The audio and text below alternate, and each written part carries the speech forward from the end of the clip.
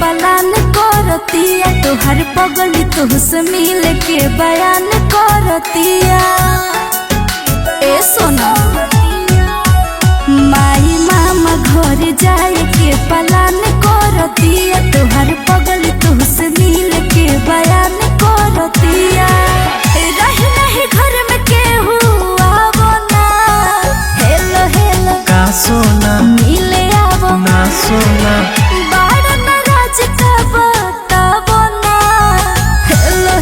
का सोना मिले आवो ना सोना हरियाणा ना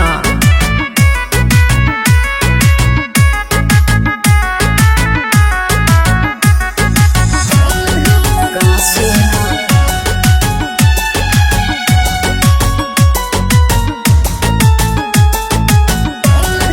का सोना बड़ी बढ़िया बा मिलल मौका हो जानी तो तू करे जा धोखा हो।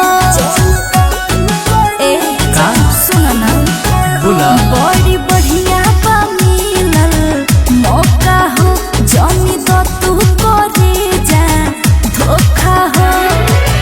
हमसे बहाना ना बनावो ना हेलो हेलो का सोना मिले आवो ना सोना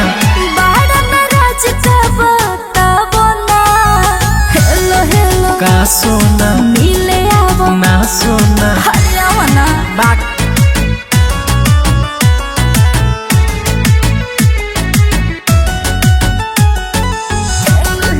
का सोना